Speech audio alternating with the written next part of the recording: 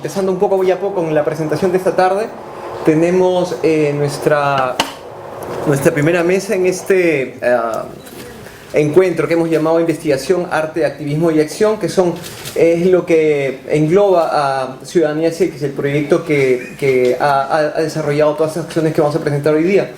Y tenemos en nuestra primera mesa un punto de partida, es el análisis, le hemos llamado punto de partida del análisis de la situación. En esta mesa vamos a presentar los resultados de una encuesta que hemos hecho en marzo y abril de este año, perdón, en febrero y marzo, y el desarrollo, el análisis se hizo hasta abril de este año, y durante todo este tiempo hemos desarrollado, viendo los resultados de esta encuesta, analizándolos, y lo que vamos a ver precisamente ahora es los resultados de esta encuesta. Invito entonces para esto a Carlos Cáceres, que es el director del Instituto de Estudios en Salud y Sexualidad y Desarrollo Humano de aquí y que en conjunto con la Cayetano Heredia desarrollamos acá estos proyectos. Para nosotros es importante, para comenzar, yo como director de la Unidad de Salud, Sexualidad y Desarrollo Humano, director del Instituto de Estudios en Salud, Sexualidad y Desarrollo Humano, mencionar cuán importante es para nosotros desarrollar este proyecto Ciudadanías X que digamos, capitaliza el trabajo que habíamos venido haciendo durante 5 años desde que comenzamos este proyecto con otros proyectos de derechos sexuales y reproductivos, y que en este caso nos permite enfocarnos en intervenciones para el cambio cultural, específicamente trabajando en la contribución del arte, pero teniendo en cuenta, digamos, desde el punto de vista teórico, lo que es el cambio social y cómo este cambio puede darse a partir de intervenciones sobre la cultura, sobre, digamos, las normas sociales, las relaciones entre nosotros, a partir de lo simbólico, a partir de lo político, ¿no? Eso es Ciudadanías X, que ya tiene varios años de ejecución de acciones y ha desarrollado varias intervenciones, incluyendo esta última, Macholandia, que tenía justamente que ver en un tono irónico con las normas sociales en relación con género, ¿no? Entonces, lo que es importante mencionar en este momento también es que en el curso de los años nuestras intervenciones han ido incorporando progresivamente mediciones más, las llamaríamos duras, de cuál es la situación y qué se va interviniendo, ¿no?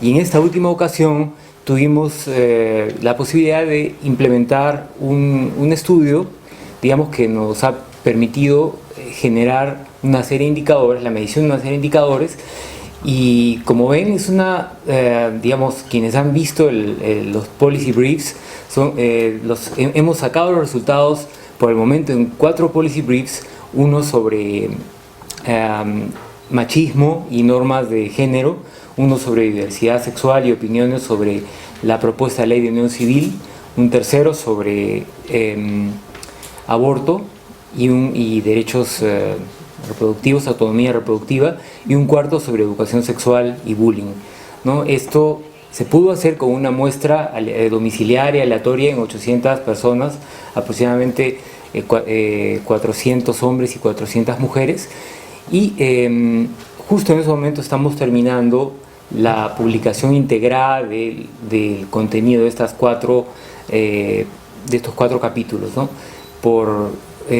Para completar las pruebas decidimos esperar a recibir un poco los comentarios de nuestros queridos comentaristas acá en primera fila y de otras personas para, digamos, terminar de hacer una prueba de esta publicación, que es de divulgación, porque en realidad es una publicación que no analiza todo lo que esa base de datos sobre sexualidad, opinión pública y opinión pública en Lima, un estudio sobre opiniones de los ciudadanos y las ciudadanas sobre derechos sexuales y reproductivos, puede generar. La información que una base de datos como esta puede generar es muy amplia, ¿no?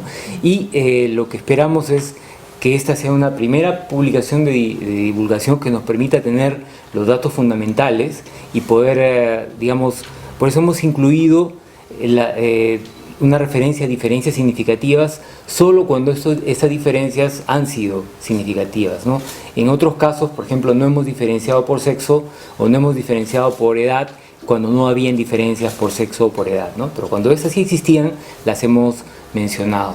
Entonces, voy a hacer si puedes, por favor, abrir la presentación, hacer una rápida presentación de lo que hicimos, ¿no? Este estudio entonces se hizo en un momento bastante especial, marzo de este año, cuando estaba en plena discusión la propuesta sobre unión civil, y es un estudio que se hizo desde fines de febrero hasta la primera quincena de marzo. Recordemos que la marcha fue la segunda quincena de marzo, y esto está ahora en el formato de 4 policy briefs, y tenemos un borrador para, digamos, correcciones finales y diagramación del estudio integrado, que va a salir publicado antes del final de este año. El contexto social del estudio, bueno, este creciente debate internacional y local sobre derechos sexuales y reproductivos, ¿no? Y específicamente hay muchos temas, ¿no? Pero los 4 que he mencionado: machismo, papeles de género y equidad, violencia de género y sexual, diversidad sexual, desde criminalización hasta matrimonio igualitario, reproducción y el derecho a decidir, aborto inducido, contexto cultural y marco legal, y autonomía sexual de menores, educación sexual, con referencias a la pedofilia.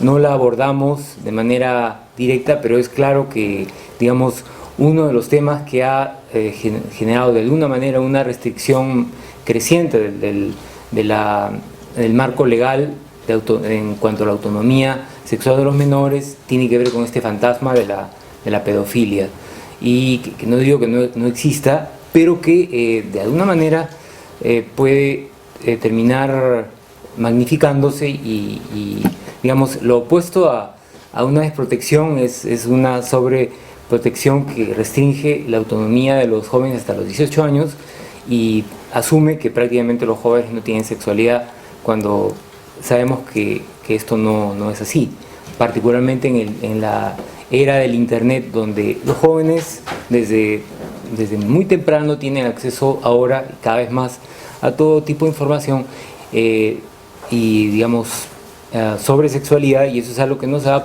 poder controlar con ningún filtro, ¿no?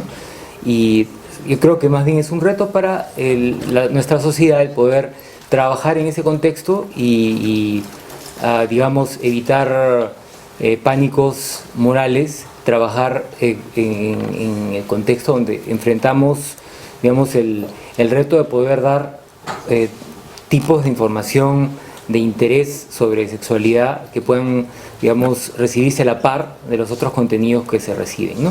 Y finalmente el bullying homofóbico, que son temas que hemos tratado en otras investigaciones y que son ahora cada vez más importantes. En el Perú vemos un limitado avance en el contexto regional frente al contexto regional en general: alta prevalencia de violencia de género, ¿no? Mejoras en la situación de la mujer probablemente, pero que deben ser evaluadas para ver hasta qué punto son efectivas, una cultura homofóbica y barreras para el cambio legal de la situación de las comunidades LGBT, una gran resistencia a la discusión sobre aborto, gran desinformación también, y dificultades para el desarrollo de educación sexual, ¿no? Limitada autonomía sexual de los jóvenes, alta prevalencia de bullying.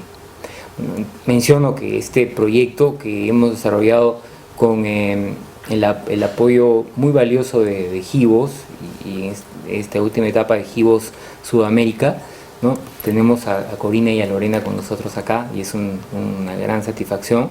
Estábamos implementando entonces una etapa más y pudimos ejecutar un estudio cuantitativo para establecer indicadores, ¿no?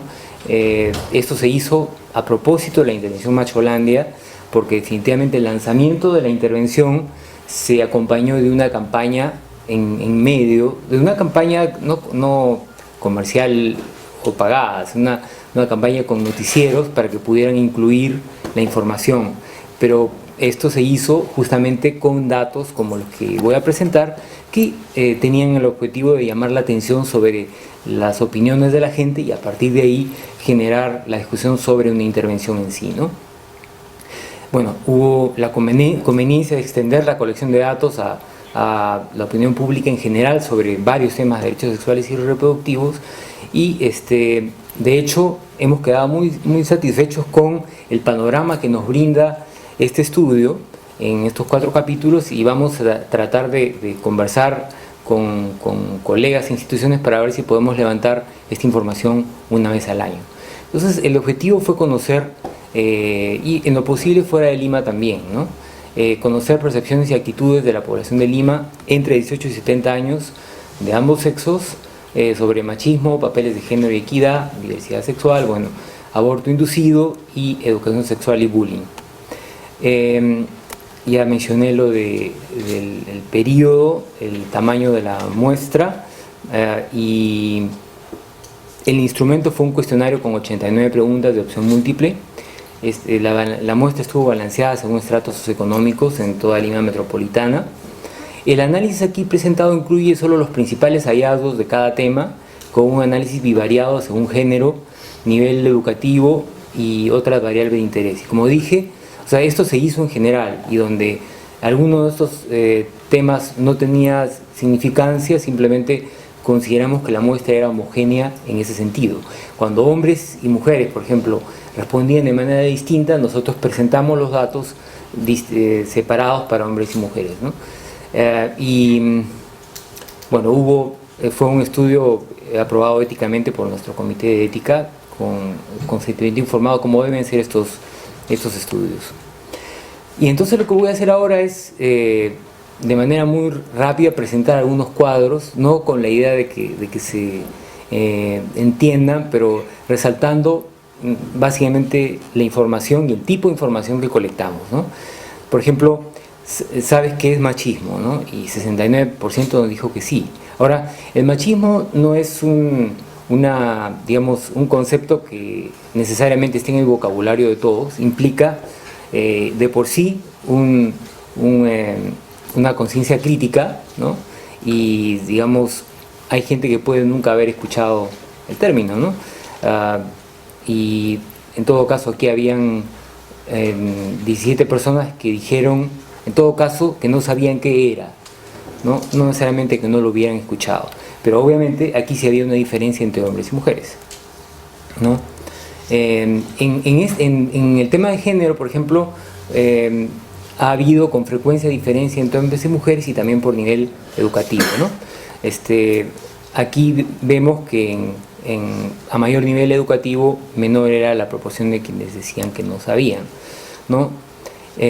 La mayoría consideraba que la sociedad peruana era machista, siempre más quienes tenían educación superior,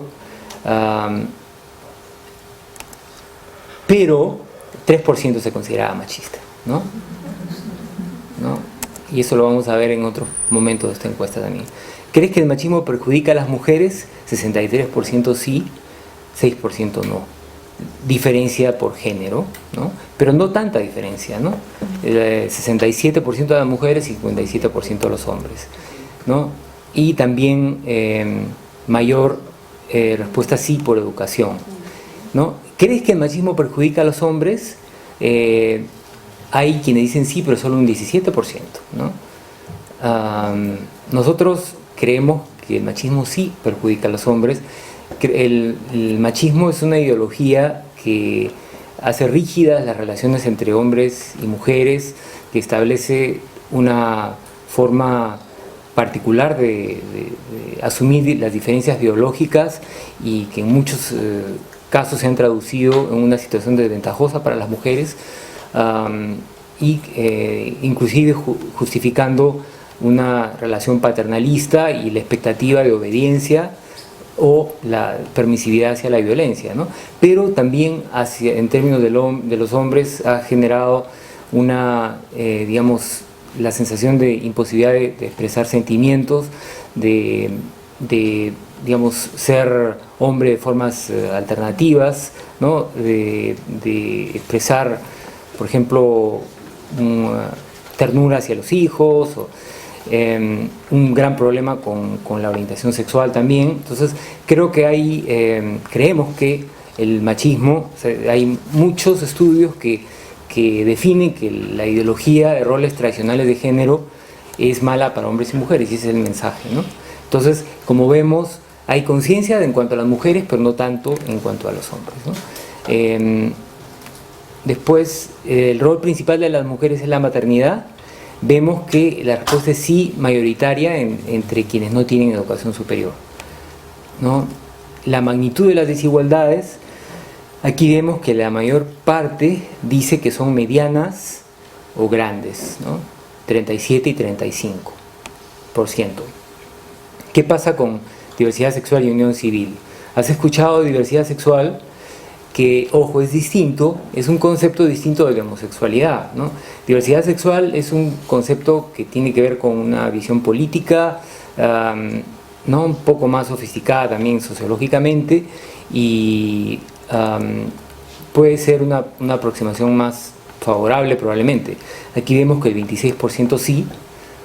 Muy interesante que es una proporción parecida de quienes estaban de acuerdo con la unión civil, ¿no? Y 68-69% no. ¿Consideras que las personas LGBT sufren algún grado de discriminación? 69% mucha, 23% alguna. O sea, prácticamente todos decían que sí. ¿Cuánto respeto muestran las siguientes instituciones por las personas LGBT? Vemos que el morado el rojo es poco respeto y el celeste nada de respeto. Y aquí vemos que el serenajo tiene básicamente poco o nada. La Iglesia Católica también tiene poco o nada, ¿no? Entonces vemos que son las instituciones peor vistas en cuanto a su, respeto a las comunidades LGBT, ¿no? Y la mejor vista es la empresa privada. Bueno, obviamente, la empresa privada tiene intereses específicos económicos, está en otra categoría tal vez, ¿no? ¿Te consideras homofóbico? Sí, 3.7%, muy parecido a lo del machismo.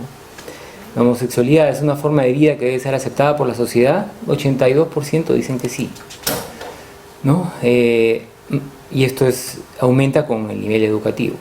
A los homosexuales y lesbianas debe reconocérseles los mismos derechos, de acuerdo o en algo de acuerdo, 92%, ¿no? De acuerdo, 52%, en algo de acuerdo, 40%, ¿no? Conocimiento de la propuesta de unión civil de Carlos Brus, que se discutió en marzo, sí conocían 51%, no conocían 27%. Según nivel educativo, mayor nivel educativo, casi todos conocían, ¿no? Y al menor nivel educativo, lo contrario. De acuerdo o en contra de esta ley, nos dijeron 38% de acuerdo, poco menos del 50% no sabían, no respondían, y 12% en desacuerdo. Esto nos llamó la atención porque difería mucho de lo que las encuestas de esos momentos habían dicho, que arrojaban 50% en desacuerdo. Nosotros interpretamos esto en el sentido de que esta pregunta se había hecho con una serie de preguntas previas donde se hablaba de derechos, y nosotros sentíamos que, como se suele sentir en estos casos, que las personas se iban relajando y soltando, y lo que uno responde con una respuesta típica de norma social en un inicio, uno lo responde tal vez de otra manera cuando está en un diálogo y hay como un cambio del sentido común, ¿no? Yo ya sé que tú no esperas que yo diga que estoy de acuerdo. Yo sé que tú estás dispuesto a escuchar distintos tipos de respuesta, ¿no? Según lo que yo piense, ¿no? O sea, hay un cambio de los códigos de la discusión y eso permite, ¿no?, otro tipo de aproximación. Actitud hacia la propuesta de unión civil según conocimiento previo, ¿ah? Vean que entre quienes sí la conocían, el 58% estaba de acuerdo. No la conocían, el 28% estaba de acuerdo. Y bueno, hay un grupo que ni siquiera que no respondió, ¿no? En fin, ese es un conjunto de datos bastante interesantes también. En cuanto al aborto inducido, ¿crees tener suficiente información para evitar un embarazo no deseado? En general, respuestas que varían entre 50% para quienes tienen primaria y casi 90% para quienes tienen superior, algún nivel de superior. ¿Qué grado de conocimiento tiene sobre aborto? La mayoría, 43% dijo medio, ¿no? Pero 28% bajo, 29% alto. Y este grado de conocimiento fue superior entre quienes estaban en un estrato educativo más alto. Hubo una diferencia entre primaria y secundaria, y nosotros, ¿no? Aparentemente las personas en primaria tenían un mayor conocimiento autorreportado. Entonces nosotros interpretamos eso de dos posibles maneras, o que la gente tenía menor, digamos, posibilidad de juzgar cuánto sabía, de repente juzgó que sabía todo lo que tenían que saber, o eran personas que tenían cotidianamente una mayor exposición al riesgo de aborto y que habían abortado más, ¿no? ¿Conoces algún caso cercano de aborto? ¿No? De hecho, digamos, era más común en primaria y secundaria que en superior. Y eso nosotros lo podemos interpretar también, o que hay más frecuencia de la experiencia, o que en sectores tal vez de clase media, media alta, que pueden corresponder con educación superior, el tema del aborto, la experiencia de aborto se experimenta, se pasa de una manera mucho más confidencial. No se comenta como suele comentarse tal vez en otros grupos, y eso hace que uno conozca menos de estas ocurrencias. Porcentaje de encuestados según métodos de aborto inducido conocidos, vemos que entre quienes habían experimentado, ¿no? El más común era succión-aspiración, seguido por medicamentos, seguido por legrado de útero. Según la legislación peruana, el aborto es legal en una de las siguientes situaciones. Como pregunta, la mayoría no sabía, pero digamos, después hay un grupo de 30% que dice salud de la madre, lo que es correcto, el aborto terapéutico, pero casi la misma cantidad dijo que era legal en caso de violación, cosa que totalmente ajeno a la realidad. Malformaciones incompatibles con la vida, o sea, cierta forma de aborto eugenésico, tampoco es correcto. Mujer embarazada no desea o no puede tener un hijo en ese momento, que es, digamos, las situaciones más comunes de aborto. Obviamente la mayor parte de gente sabía que esto no ocurría. En tu opinión, el aborto es, miren, digamos, estas fueron respuestas proporcionadas por la encuesta, una solución, ¿no? Digamos un 15%. Debe verse caso por caso, o sea, depende, ¿no? Un problema social, 40%, un delito, casi 50%. Ojo que las preguntas no eran autoexcluyentes, ¿no? Uno podía dar más de una respuesta. Y en tu opinión, independientemente de lo que dice la ley peruana, ¿en qué casos el aborto debería estar permitido? Miren, lo más aceptable es el aborto en caso de violación, 75%, ¿no? Luego el aborto terapéutico, 50%, el aborto eugenésico, 45%, y otra forma de aborto, 8-9%. ¿Qué motivaciones pueden haber para interrumpir un embarazo? No sabe, no responde, es lo menos común, pero de hecho lo más común es embarazo fruto de violación, ¿no? Luego malformaciones, problemas de salud.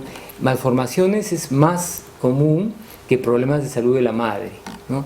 Y eso puede representar no tanto, digamos, lo que uno piensa de otras mujeres, que otras mujeres deberían hacer, sino en algunos casos lo que las mismas mujeres, en el caso de mujeres, pueden decir, ¿no? Que, digamos, es posible que para algunas mujeres que tienen problemas que podrían hacer recomendable el aborto terapéutico, ese no sea un obstáculo si ellas quieren tener a sus hijos, ¿no?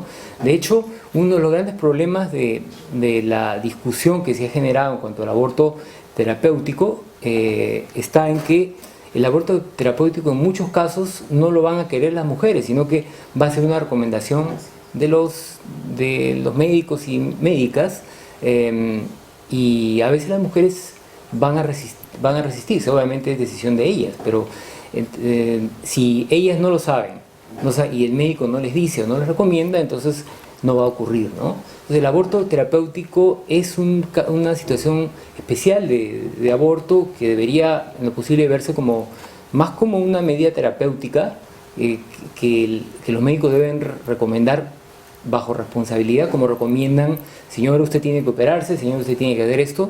Deberían poder decir también: señora, por su situación de salud, usted está embarazada, debería interrumpir su embarazo.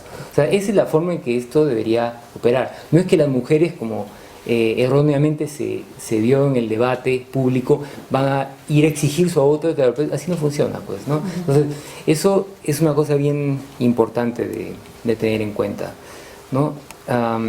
La ilegalidad del aborto es adecuada porque protege el feto, es lo menor, adecuada o inadecuada según los casos, un 12-13%, inadecuada porque afecta a los derechos de las personas, 20%, inadecuada porque es un riesgo para la salud pública, 63%, ¿no? O sea, también para tener en cuenta que el argumento de salud pública no es, si bien es un argumento de derechos, es un argumento que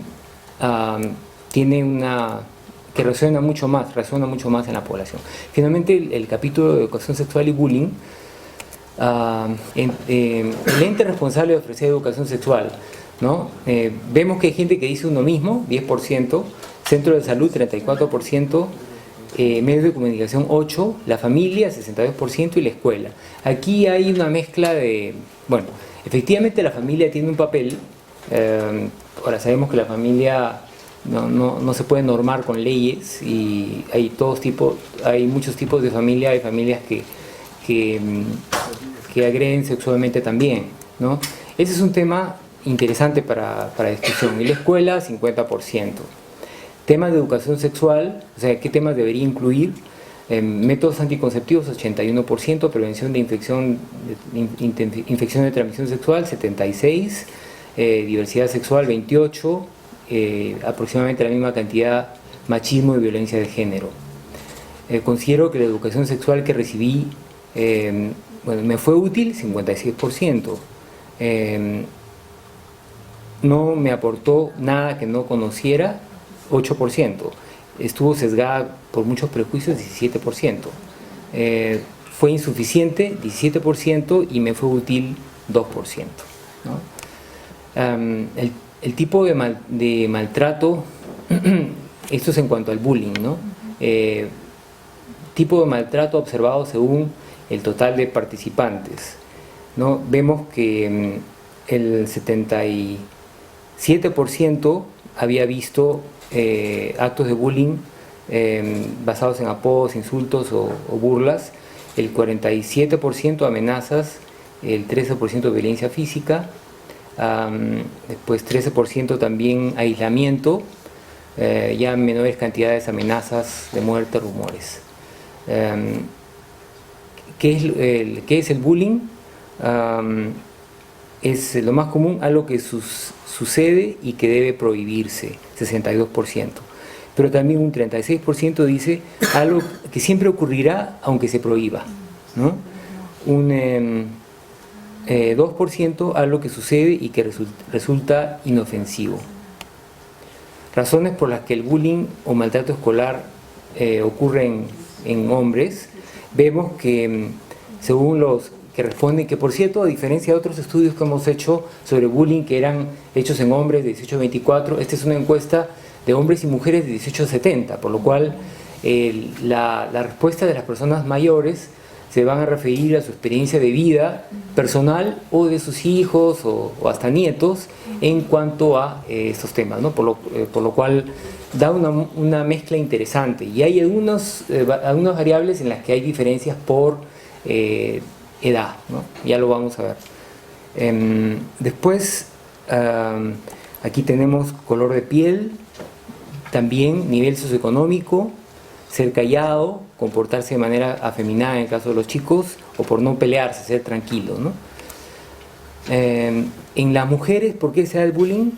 Características físicas, color de piel, nivel socioeconómico, ser callada, frecuentar muchos varones, o sea, es otro tipo de enfoque, comportarse de manera masculina, poco frecuente, no pelearse, o en todo caso no saber defenderse, digamos, ¿no?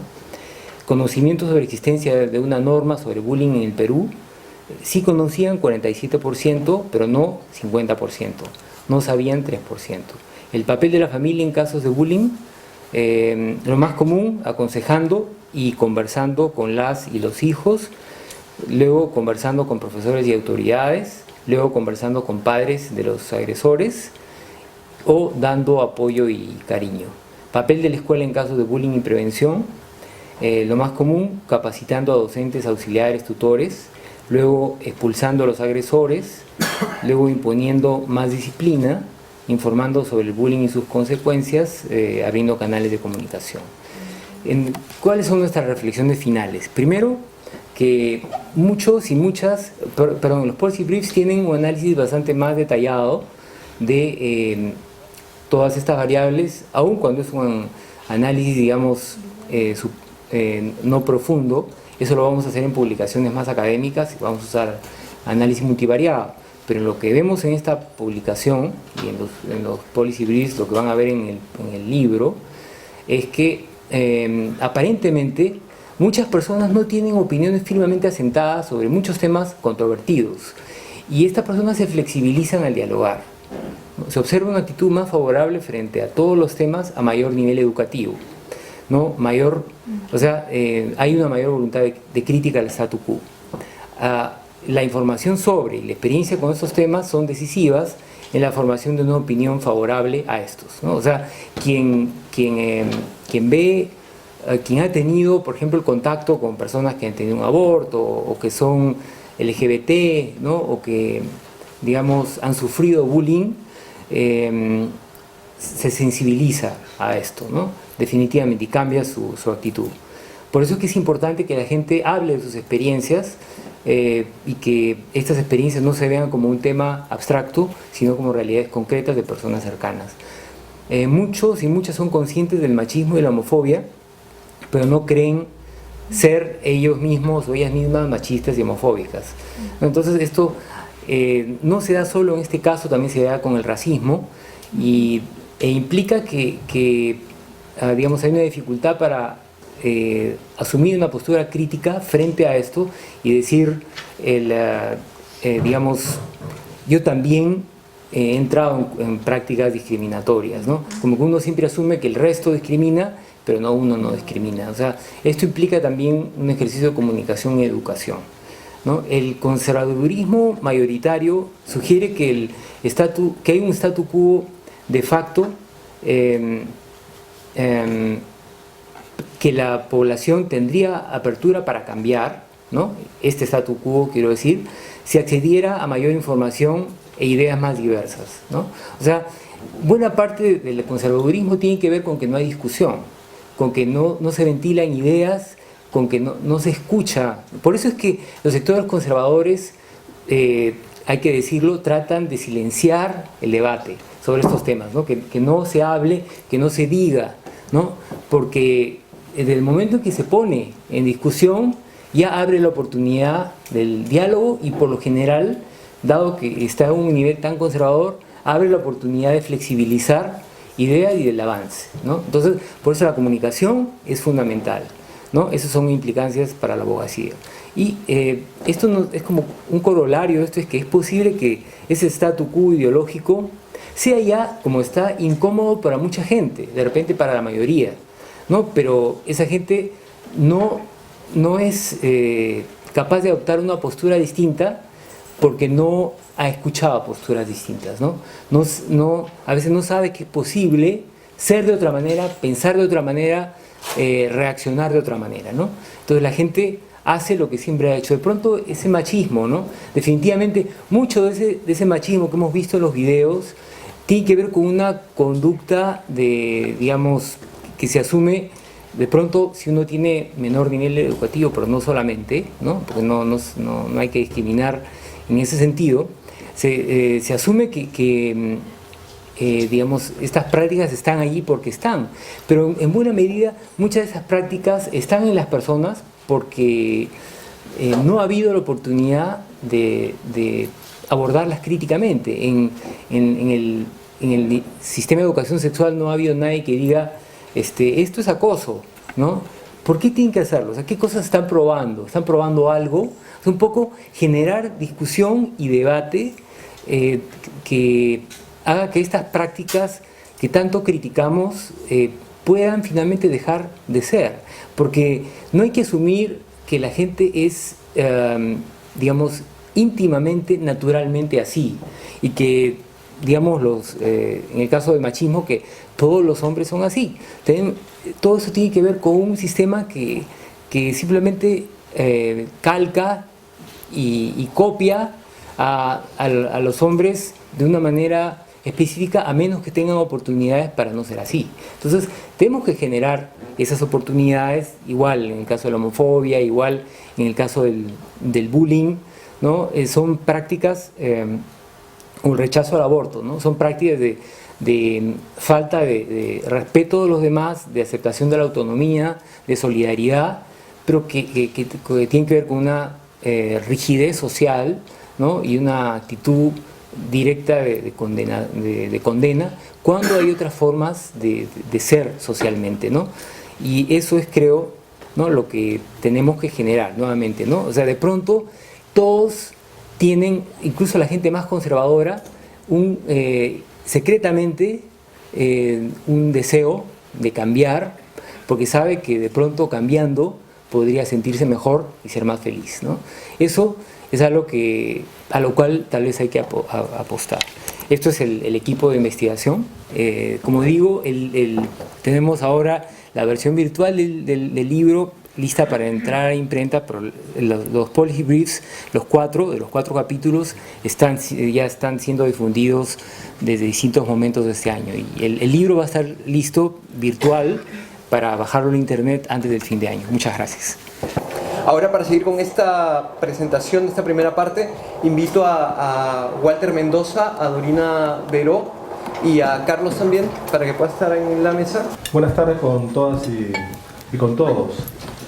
En primer lugar, para agradecerles el interés por asistir a esta reunión, lo mismo que a los organizadores por invitar al Fondo de Población de las Naciones Unidas para comentar el estudio que nos ha presentado Carlos. Antes de desarrollar estos comentarios en toda la línea, quisiera resaltar algunos antecedentes que me parecen pertinentes y también los contextos en que se han venido desarrollando las investigaciones sobre conducta sexual en nuestro país, ¿no? Hasta culminar en el actual momento en el cual hay debates, en el cual la investigación, las encuestas de opinión son parte de estrategias de alineamiento político, ideológico, y tal como sucede en los últimos tiempos con el tema de la unión civil no matrimonial y el tema del aborto, ¿no? Una versión más breve de estos comentarios fue presentado también hace algunos meses, cuando en el mes de marzo, creo abril, se discutieron los primeros borradores de este trabajo. Diversidad sexual. En el complejo Javier Pérez de Cuellar, que por cierto han sido actualizados en función de la nueva versión que me han hecho llegar en estos días, y hay algunas precisiones metodológicas que Carlos ha tenido a bien resaltar, que yo también la había incluido aquí en los comentarios referidas a unas diferencias entre hombres, mujeres, grupo de edad. Yo intuía que esa era la explicación, pero la ficha técnica de los documentos que yo revisé hasta el día de ayer, con los cuales he preparado estos comentarios, no estaba, lo he sabido recién, por eso es necesario tener esta contingencia que hace Carlos, ¿no? Bien, en relación a los estudios referidos a los estudios sobre sexualidad en nuestro país, mirando desde una perspectiva sanitaria y de largo plazo, los intereses por estudiar la conducta sexual humana no son nuevos en realidad. Por ejemplo, hay una publicación famosa, muy histórica, en gente que estudia salud mental y psiquiatría, que es la bibliografía psiquiátrica peruana, que publicado a fines de los años 70, a principios de los 80, da cuenta de toda la producción bibliográfica en salud mental y psiquiatría y psicología del Perú de la independencia hasta fines de los años 70. Ahí se da cuenta de, por ejemplo, cómo en la primera mitad del siglo XX, en dicho catálogo es posible identificar una serie de estudios dirigidos a la sexualidad de algunas poblaciones, en particular la población indígena, bajo un enfoque predominantemente eugenésico, es decir, y de un punto de vista médico-legal, y bajo influencia del positivismo, y aún antes que las ciencias sociales, en San Marcos, en la Escuela de Medicina, el positivismo que daba de base de estas investigaciones sobre conductas sexuales en algunas poblaciones en el Perú, daban cuenta del atraso del país en el hecho, le explicaban por el hecho de que la mayoría de su población era indígena, teniendo como rasgo de esta población una conducta sexual degenerada. Era así como se trataba en principio del siglo XX los estudios de salud sexual bajo influencia del positivismo en la medicina. Obviamente, mirado desde este momento, desde ahora, es fácil y criticable y simplista, no va a ser una caricatura de ese abordaje. Pero ya para entonces las ciencias racializadas y sus saberes establecidos también eran cuestionados dentro de la propia academia, ¿no? Por ejemplo, bajo la influencia del indigenismo, habían críticas a este tipo de estudios de la misma Facultad de Letras de San Marcos, por ejemplo, ¿no? Con posterioridad a esta primera mitad del siglo XX, en las últimas décadas, sobre todo en los años 70, 60 y 70, el desarrollo de los medios de comunicación lleva la investigación hacia nuevos públicos, y ahí el doctor Artidoro Cáceres Velázquez tiene un rol predominante, con Marco Aurelio de Negri también. Publica él una revista llamada Fascinum en los años 70, que da cuenta de la preocupación de algunos intelectuales por el estudio de la conducta sexual en el Perú, ¿no? Y ya más recientemente el desarrollo tecnológico, el intercambio cultural y el constante flujo por dentro y afuera del país en procesos migratorios y de movilidad poblacional, se generan nuevos temas, nuevas agendas de investigación y de movilización ciudadana que dan lugar a valoraciones sobre temas que tienen que ver con nuestra condición de seres relacionales. Tampoco son estáticas las formas en que las ciencias y las profesiones abordan esos temas, en tanto las sociedades se movilizan y problematizan sus saberes y prácticas.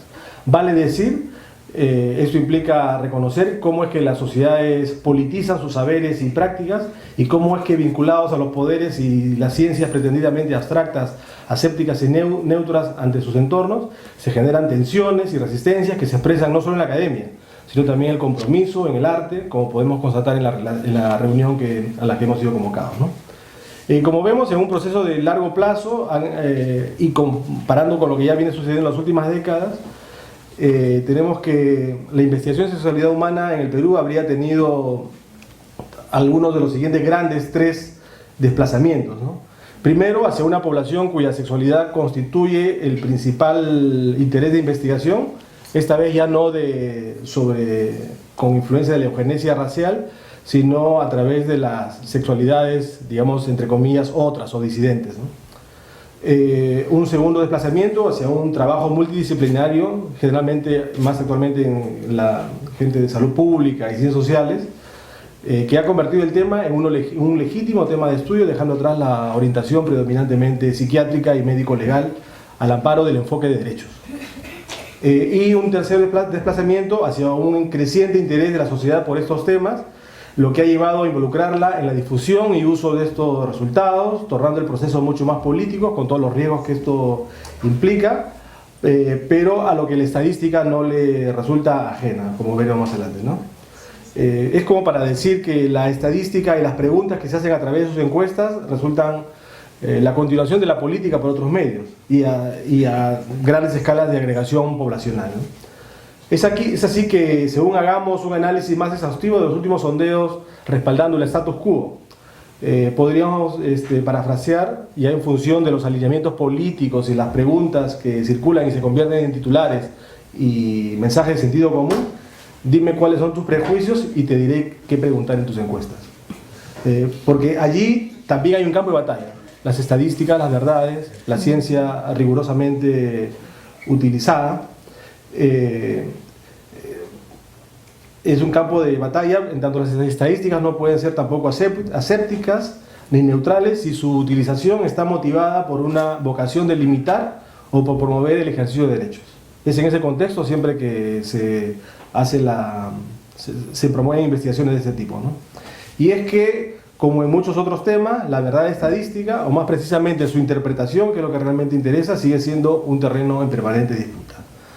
Más aún en temas tan sensibles como el de la sexualidad humana y las relaciones de poder que implican, desde las personales, familiares, hasta los que permiten legitimar las taxonomías de algunas poblaciones.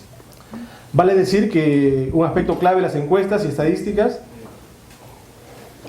referidas a las poblaciones, a sus valoraciones y conductas, lo constituye no solo lo que se pregunta o cómo se plantea, sino principalmente cómo es que se decide o incluir o excluir algunas preguntas, tal como nos refería en la última parte de su intervención Carlos, ¿no? Decisiones que son por lo general, en la mayoría de casos, nunca neutras, porque tan importante es lo que se pregunta como aquello que se omite deliberadamente preguntar. Todo lo anterior es un contexto en el que, sobre todo en la última década, ninguna política pública importante, bajo cualquier orientación, puede ser tomada en serio, hacerse oír, ser criticada, sin apelar a las estadísticas. Si esto es cierto, mayor razón entonces para no dejar de considerar las estadísticas y su buen uso, que constituyen un permanente campo de batalla también, ¿no? Ahora sí, directamente algunos resultados, y me limitaré a comentar algunos referidos a los, brevemente, la parte de las encuestas sobre unión civil con personas del mismo sexo y las de aborto. Creo que la descripción y análisis de los resultados de la encuesta para personas del mismo sexo hay dos partes, ¿no? Una primera sobre discriminación y homofobia, y otro seguido sobre las reacciones ante la iniciativa legal.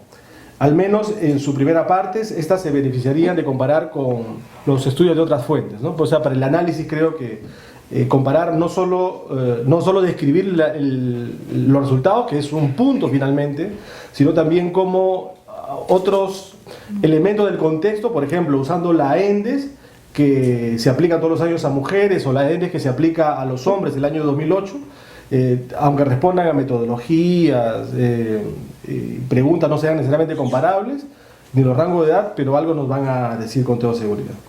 Y si bien las conclusiones, las conclusiones del estudio que me dieron a comentar se aluden a otras encuestas, estas no se señalan explícitamente cuáles son, ni se hace un análisis comparado, en función de, o sea, simplemente se están aludiendo, pero creo sin explotar suficientemente sus hallazgos, ¿no? Cuánto contrasta o no, cómo se pregunta en una u otra encuesta, ¿no? También me llama la atención que en la presentación de resultados no se muestran diferencias, y esto es lo que la ficha técnica que había leído, que ahora Carlos ha precisado, diferencias en hombres y mujeres, probablemente las haya, pero no lo sabemos. Esto, como digo, ya tiene explicación en que no había diferencias estadísticas significativas, por eso es que se decidió omitirlas, ¿no? Igualmente creo que es importante la filiación religiosa, que representando 90% los católicos entre los encuestados, parecieran que en temas claves, en ambas partes de la encuesta, habrían importantes desacuerdos. También el tema de si son más o menos amigables con los derechos los jóvenes, o con los derechos de la comunidad LGBT. Tema interesante porque aunque fueran semejantes los porcentajes, a través del grupo de edades los motivos podrían ser diferentes, como algunos estudios en otras partes lo sugieren, ¿no? Uno de los resultados también es interesante, este 50%, que a pesar de haber escuchado un resumen de la ley, responden que no saben ni responden si estarían a favor o en contra de su contenido. Tema a indagar en mayor profundidad, ¿no? También es interesante esta voluntad o vocación de aceptación mayor, la voluntad de aceptación de la homosexualidad. Por otro lado, creo que el porcentaje alto, 59% de encuestados respondió que mencionó conocer a alguna persona LGBT, en lo cual sería relevante identificar el grado de filiación o afinidad, si lo conocen en el trabajo, si lo conocen del barrio o de la propia familia. Situaciones que podrían estar asociadas con una mayor o menor disposición a aceptarlos, mayor o menor disposición a la homofobia. También es importante señalar si la discriminación sería mayor o no según se trate de familiares directos, amigos o por sexo de la persona involucrada, ¿no? En cuanto a la discriminación, me parece un tema de los más importantes y necesarios de resaltar en estos estudios.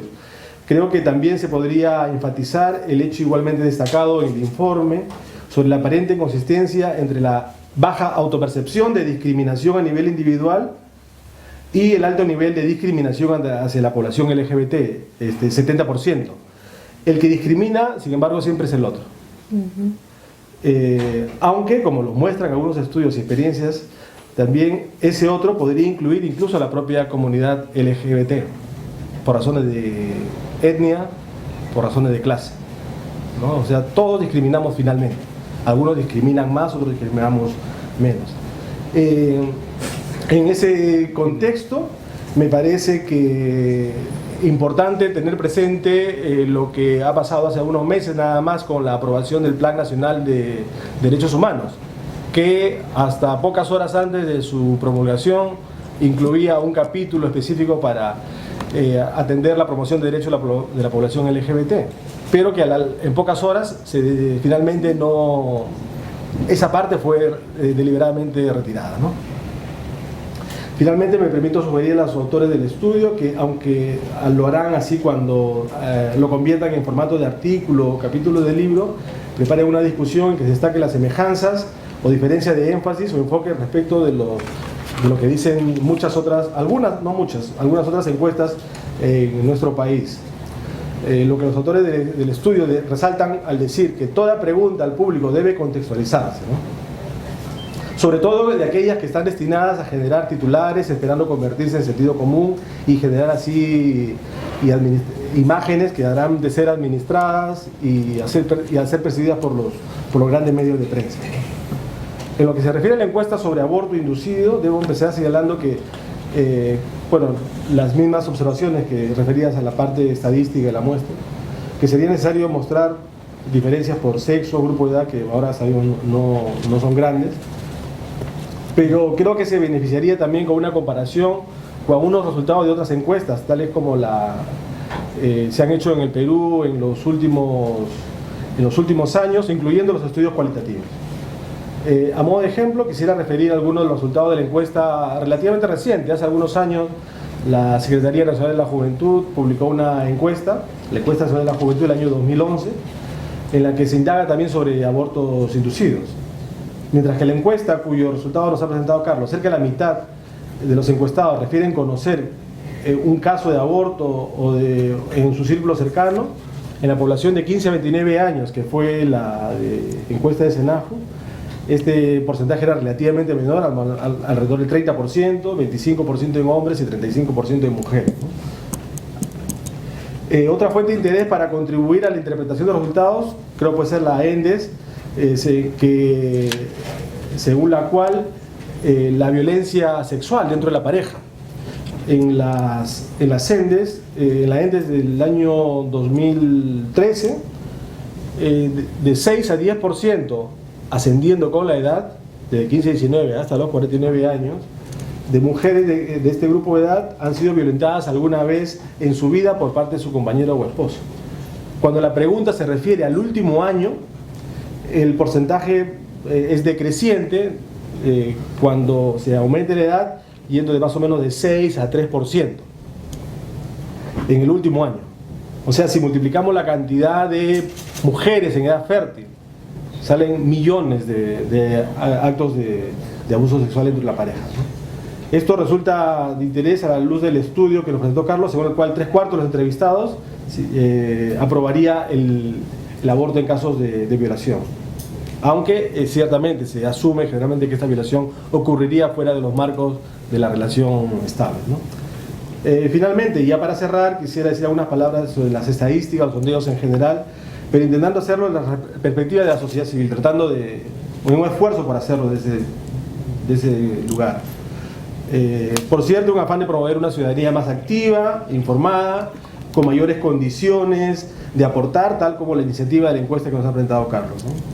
Creo que es necesario que la propia sociedad civil reconozca la importancia de mejorar la calidad de su participación social, sus eventuales críticas, o sea, un esfuerzo serio de pasar del eslogan a influenciar más solventemente la política pública. En el trabajo del Fondo de Población de Naciones Unidas nos hemos puesto interés en capacitar, en fortalecer las capacidades de abogacía e incidencia de la sociedad civil, promoviendo diálogos entre quienes generan la información, que pueden ser investigadores o el Instituto de Estadística, y las organizaciones de jóvenes particularmente. Y esto, la idea sería que la propia sociedad civil promueva sus propios sondeos para incidir o para evaluar las políticas públicas, basándose en ellas y no solo en las estadísticas oficiales, que son buenas, son oportunas, por lo general son de buena calidad, pero no necesariamente cubren todos los intereses posibles desde la perspectiva de los ciudadanos. Muchas gracias. En primer lugar, quiero felicitar a la universidad y al instituto por tan importantes estudios, todos de actualidad y todos de una trascendencia enorme en el marco de lo que significan los derechos sexuales y reproductivos y en el marco de las expectativas que todos tenemos por una sociedad más democrática, más justa, más inclusiva. Me hubiera encantado tener mucho más tiempo para poder revisar con más profundidad estos importantes resultados que se han presentado de 4 tópicos, llamémosles selectos, ¿no? Lamentablemente no ha sido así, sin embargo, agradezco profundamente el que se me haya tomado en cuenta para poder comentar por lo menos un par de ellos, ¿no? Y hoy recién llegando acá pude ver tu correo que me decías que comentar el segundo, pues yo había entendido que solo debía comentar el de educación sexual y prevención de bullying, pero he escuchado tu presentación, entonces creo que puedo tener una opinión. Me voy a disculpar si es que no tengo un comentario tan estructurado como el que ha hecho nuestro amigo Walter, y más bien voy a darles mi feedback respecto a los estudios que se han presentado. Como les repito, es el de percepciones y actitudes frente a la educación sexual y el bullying, ¿no? Que he tenido la oportunidad de ver el papel un poco más completo y poder por lo menos ver desde el contexto en el cual se parte para el estudio, ¿no? Y decir que sí, efectivamente, como aquí se señala, digamos que esa es como la parte de justificación y antecedentes de por qué hacer este estudio, y se dice que en los países en desarrollo las personas jóvenes continúan experimentando una serie de problemas para su salud sexual y reproductiva, como el embarazo no deseado, el VIH, la violencia, etcétera. Y que es importante en ese caso tomar el pulso de lo que está aconteciendo con los programas de educación sexual, ¿no? Y yo diría, no solamente es porque estos indicadores nos dicen que hay una situación que todavía requiere ser revertida y que está reflejando que todavía nuestros jóvenes no están gozando de los derechos que tienen de tener una vida sexual sana, satisfactoria y responsable, ¿no? Pero además porque la educación sexual no es un tema que data del 2008, cuando con el apoyo del Fondo de Población de Naciones Unidas, el Ministerio de Educación elaboró los lineamientos educativos y orientaciones pedagógicas para la educación sexual integral, que es una política sectorial, es verdad, pero es una política clara respecto a qué es lo que hay que hacer, cómo hay que hacerlo, ¿no? Claro que probablemente desde una percepción de repente muy reducida, ¿no? Que ahora les voy a explicar por qué. La educación sexual entonces no es reciente. Quien les habla tiene muchos más añitos que ustedes y viene por décadas trabajando este tema. Entonces no estamos hablando del 2008 ni estamos hablando de hace 20 años, estamos hablando de muchos años, y es importante tomarnos el pulso para saber el tiempo invertido, los recursos invertidos, porque hay mucho tiempo y recursos invertidos en programas de educación sexual. No es reciente. y en nuestro país con menor razón. Y a nivel de Latinoamérica ocurre exactamente lo mismo, ¿no? Entonces, por ese lado me parece sumamente importante que se recoja percepciones sobre el tema de la educación sexual. Por otro lado, aquí se habla del contexto y se señala que el Ministerio de Educación es el ente rector de la educación sexual, se señala lo que hace un momento les dije, que hay unos lineamientos, pero también considero que tendríamos que complementar esta parte del contexto con lo que está ocurriendo en este momento en términos de educación sexual. Ustedes deben haber escuchado sobre los 8 aprendizajes fundamentales. Deben haber escuchado sobre la reforma curricular que ha emprendido el Ministerio de Educación. Y seguramente deben preguntarse, y en esa reforma curricular, ¿cómo queda el tema de la educación sexual integral? Que históricamente ha estado siendo trabajada desde una área que se llama tutoría. Pero, sin embargo, déjenme decirles que la educación sexual también ha estado en el currículo, en determinadas áreas curriculares o cursos, como el de personas, familia y relaciones humanas, ¿verdad? Pero hace un par de años este gobierno empieza una reforma curricular y ya no habla, y la tendencia es de repente ya no a trabajar en términos de cursos, sino que nuestros niños y adolescentes a lo largo de la educación básica regular tienen que lograr 8 aprendizajes fundamentales. Es decir, desarrollar competencias y capacidades que les permitan su bienestar y que les permitan aportar constructivamente al país. Uno de esos aprendizajes fundamentales se desenvuelve con autonomía. Y en ese aprendizaje fundamental se ha incluido una competencia específica sobre vivir o vivenciar la sexualidad de forma plena y responsable. Y esta competencia se espera que se logre a partir de desarrollar en nuestros niños, niñas y adolescentes un conjunto de capacidades, llámese conocimientos, habilidades y actitudes que le permitan vivir su sexualidad de manera plena, satisfactoria y sin riesgos. Entonces yo creo que esta parte para el equipo de investigación sería importante adicionarlo como parte del contexto, porque creo que complementa bien en la medida que los resultados que ustedes presentan sirve como una línea de base, ¿no?, para esta reforma curricular que ellos están realizando en este momento. Con respecto a los antecedentes y los datos que presenta este documento sobre el bullying, no tengo mucho que agregar. Los datos son contundentes, son claros. La escuela refleja efectivamente una sociedad violenta, una sociedad que discrimina, una sociedad racista. Esa es la verdad. Yendo ya de manera más concreta a los hallazgos del estudio, en este caso al de percepciones sobre educación sexual, mi primera reacción es señalar lo siguiente. Efectivamente, los espacios de socialización más privilegiados para la educación sexual son la familia y la escuela. Sin embargo, hace un par de años, también con el apoyo del Fondo de Población, se encarga un estudio a IMACEN sobre percepciones en la población urbana sobre la educación sexual. Y efectivamente la escuela y la familia son los espacios privilegiados que dan la educación sexual, pero los porcentajes están invertidos.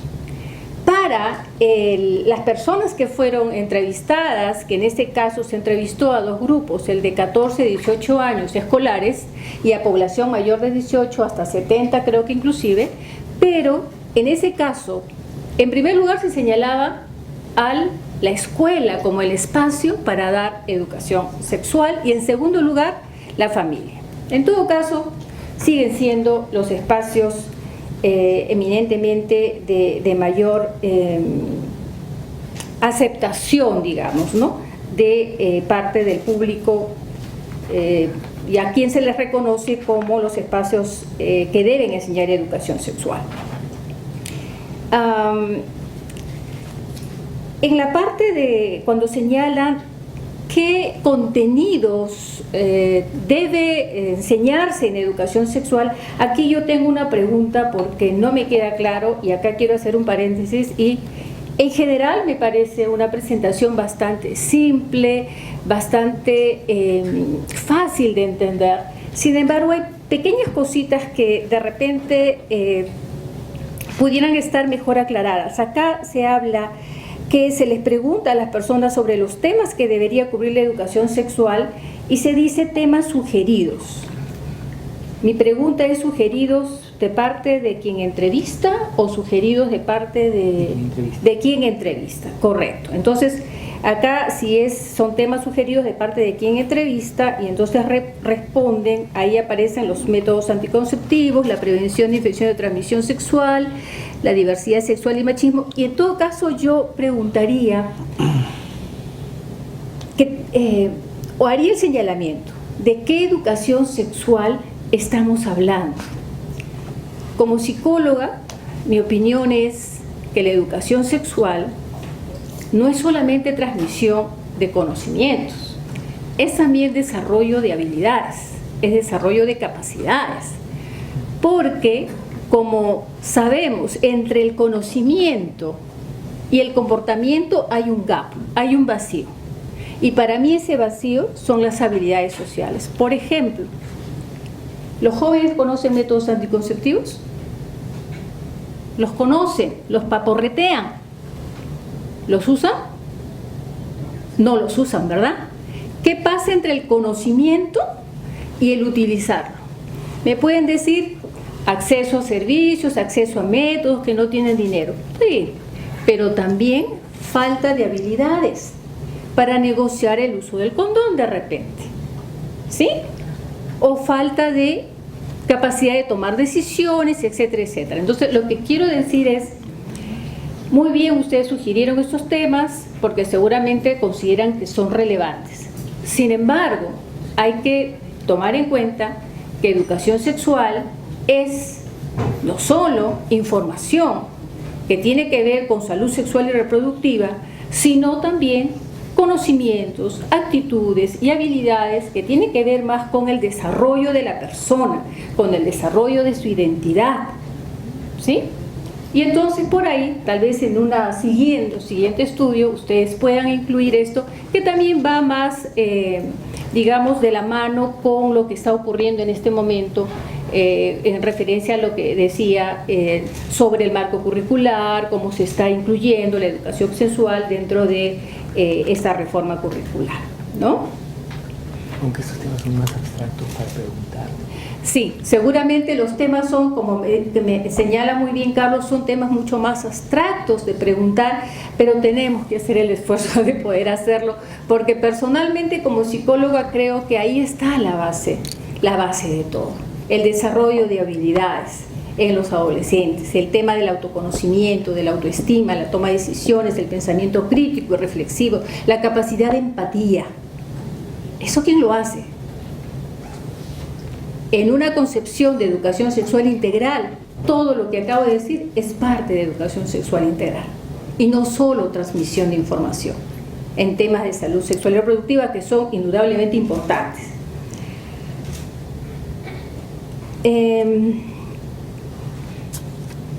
Otro comentario que quisiera hacer es en relación a, ya pasando al tema del bullying. En realidad, bastante, como les decía, es un espejo lo que pasa en la escuela con lo que ocurre en nuestra sociedad. Me llama y me impresiona positivamente el hecho, gracias al cielo, ¿no?, que solo un 2% de sujetos creen que el bullying es algo inofensivo, ¿no? Entonces, que sí pues refleja que como sociedad estamos sensibilizados frente a este tema, ¿verdad? Lo que sí me queda un poquito de duda es en esta respuesta que ellos dan en relación a qué hacer frente al bullying, creo que es la pregunta o algo parecido. En una línea opuesta dice acá: el resultado del 62% de entrevistados consideran que el bullying debe prohibirse. Yo no sé si el bullying debe prohibirse en los colegios o es que el bullying no debe existir o el bullying no debe ser aceptado. Porque si hablamos del bullying en el colegio, ustedes conocen, a los jóvenes tú le prohíbes algo y es lo primero que van a hacer, ¿cierto? Entonces, tal vez es, no debe existir, no debe ser aceptado. No sé si esta fue una respuesta espontánea o el hecho de colocarlo como el bullying debe prohibirse ya es un proceso de cómo se entendió la respuesta de ellos, ¿no? No lo sé. Y finalmente,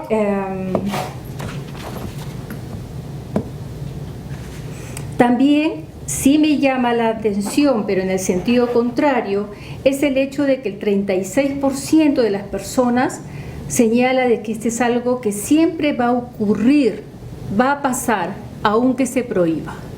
Y como bien acá interpretan, que refleja pues el conformismo que tienen las personas frente a este tema, ¿no?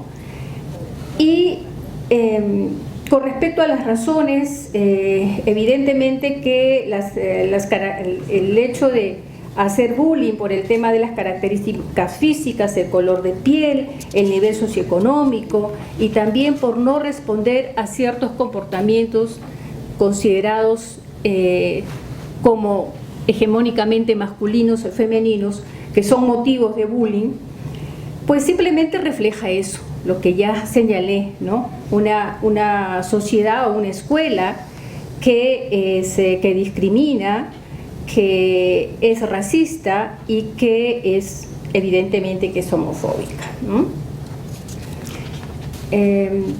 Y quiero ir de frente a algo que también me llama la atención en este tema, que es el respecto al papel de la escuela ante casos del bullying y prevención, ¿no? Estas son alternativas que se dieron o fueron respuestas espontáneas, no lo sé, porque acá solo se señala que la escuela no debería involucrarse, que la medida que se debe tomar es expulsar a los agresores, abrir canales de comunicación en la escuela, me imagino, y los afectados, capacitar a los docentes y auxiliares, imponiendo más disciplina, informando sobre qué cosa es el bullying. Pero yo creo que el papel de la escuela no solamente es intervenir cuando el problema se ha producido, sino hay que prevenir. Entonces la pregunta es, ¿dónde está el trabajo con los padres de familia? Porque luego se pregunta sobre eso, o sea, ¿qué es lo que tiene que hacer, qué es lo que se hace cuando una persona es víctima de bullying y se desarrolla varias cosas que tienen que hacer los padres, como por ejemplo dar afecto, aconsejar, etcétera, etcétera. Pero yo diría que también los padres tienen una función para prevenir. Personalmente, y lo vuelvo a recalcar, como psicóloga pienso que el tema pasa también por el desarrollo de habilidades. Si un niño se ama a sí mismo, se valora, tiene una adecuada autoestima, va a tener menos probabilidades de ser víctima de bullying.